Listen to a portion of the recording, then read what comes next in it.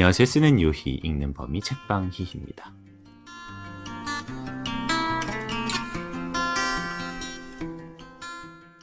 우리는 일상에서 많은 사람들을 만나며 살아갑니다. 가깝게는 가족, 친구, 직장 동료부터 경비 아저씨, 옆집 아주머니, 지하철 옆자리에 앉은 사람.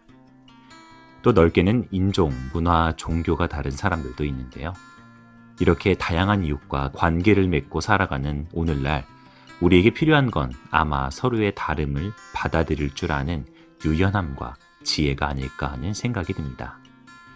여기 그 차이와 다름을 함께 인정하며 살아가자고 제안하는 한 사람이 있는데요. 인기 있는 트위터리언이자 미국 대학 교수 그리고 승려이기도 한 독특한 이력을 가진 사람, 바로 혜민 스님입니다. 오늘 책방 희희가 19번째로 준비한 책, 썸앤파커스에서 출간한 혜민의 멈추면 비로소 보이는 것들입니다. 그가 이 책을 통해 전하고자 하는 메시지 중 하나는 멈춤입니다. 삶의 지혜도 바로 이 멈춤 속에 발견될 수 있기 때문인데요. 10페이지입니다. 삶의 지혜란 굳이 내가 무언가를 많이 해서 쟁취하는 것이 아니고 오히려 편안한 멈춤 속에서 자연스럽게 드러난다는 간단한 진리. 그런 지혜가 생기면 비로소 나 자신과 지금의 상황이 좀 더 선명하게 보이고, 그렇게 되면 자연스럽게 내가 어느 방향으로 어떻게 나아가야 하는지도 알 수 있게 된다. 그때 편안함도 더불어 느낄 수 있게 된다. 마음이 조급하면 생각과 시야가 좁아지는 것과 달리 분주함을 멈추고 편안한 마음을 가지다 보면 자연스레 지혜를 얻을 수 있다는 거죠.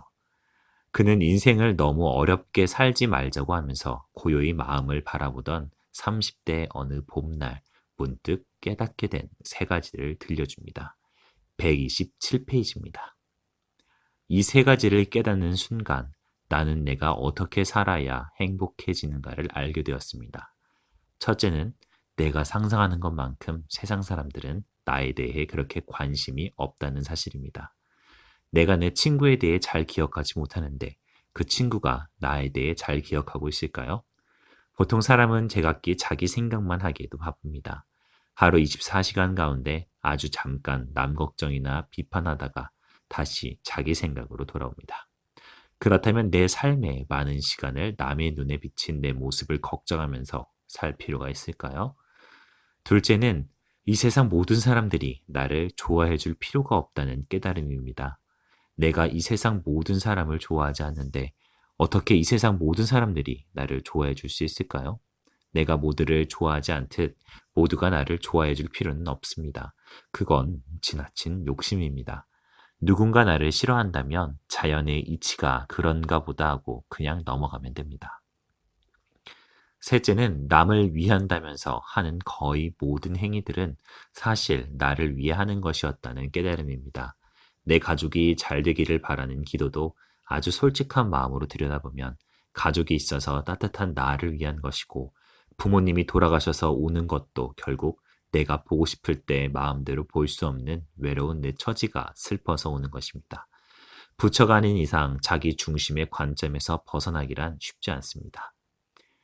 그래서 혜민 스님은 자신이 정말로 하고 싶은 것, 다른 사람에게 큰 피해를 주는 일이 아니라면 남 눈치 보지 말고 그냥 하라고 말합니다. 자신이 먼저 행복해야 세상도 행복하고, 그래야 또 내 자신이 세상을 행복하게 만들 수 있기 때문이죠. 한편 그는 어른 스님들과 함께 프랑스 부르뇨구 지방에 위치한 떼제 공동체 마을에 방문한 일화를 들려줍니다. 그곳은 특정 교파와 상관없이 평생 독신으로 살며 하나님의 가르침을 몸소 실천하는 수사님들이 살고 있는 작은 시골 마을인데요. 해마다 10만 명이 넘는 전 세계 젊은이들이 천주교, 개신교 구분 없이 기도하고 성찰하기 위해 찾는 곳으로 유명하다고 합니다. 그는 그곳에서 종교와 가치관을 뛰어넘는 사랑을 발견하는데요. 269, 271페이지입니다. 떼제에서 시간을 보낼수록 서로 종교는 다르지만 수사님들과 우리의 삶의 모습, 수행 방식, 지향하는 바가 얼마나 비슷한지 알 수 있었습니다. 수사님들은 말을 하지 않는 성스러운 침묵의 수행을 통해 내 안에 하나님과 만나는 시간을 갖곤 한다고 합니다. 그것은 불교에서 행하는 무건 수행과도 별반 다름없어 보였습니다. 떼제에서 저희 스님들은 수사님들로부터 김치를 대접받았습니다. 한국에서 스님들이 온다고 하니 프랑스 떼제 수사님들이 직접 모여 며칠 전부터 김치를 직접 담근 것이라고 들었습니다.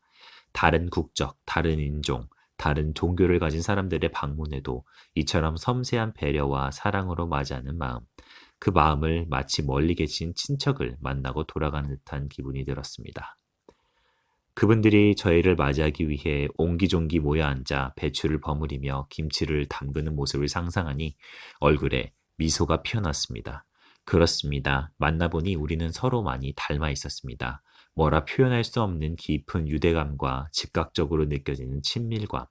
문화와 언어가 달라 서로 표현하고 실천하는 방식이 차이가 났을 뿐 우리는 크게 다르지 않았던 것입니다.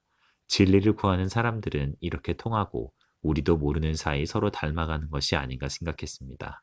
아, 바게트빵과 함께 먹은 김치가 생각나네요. 승려이지만 성경 말씀 가운데 어느 구절들은 자기 삶의 이정표로 삼기도 한다는 그. 아마도 진리라고 하는 것은 어느 한 종교의 울타리에만 매여 있는 것이 아닌 어느 누구라도 수긍하고 마음으로 껴안을 수 있는 보편적 내용을 담고 있는 것 같다고 말합니다. 진리는 어디서나 통한다는 것이죠. 마지막으로 오늘의 가장 인상 깊은 한 구절은 간단하지만 깊은 질문이 담긴 문장을 골랐습니다. 85페이지입니다. 한 알의 사과에는 온 우주가 담겨 있습니다.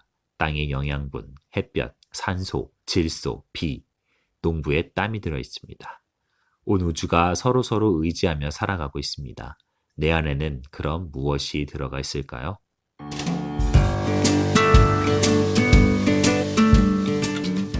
작은 순간들이 모여 하루, 한 달, 1년을 만드는 것처럼 우리의 작은 마음, 지혜와 연민, 그리고 사랑의 마음을 조금씩 모으고 가꾸다 보면 언젠간 깊고 넓은 품을 가진 어른이 되어 있지 않을까 생각해 봅니다. 오늘 여러분은 어떤 어른을 만나셨나요? 그리고 어떤 어른이 되어가고 계신가요? 지금까지 진행 범위 작가 유희 책방희희였습니다. 저희는 11월 첫째 주 토요일에 다시 찾아뵙겠습니다. 감사합니다.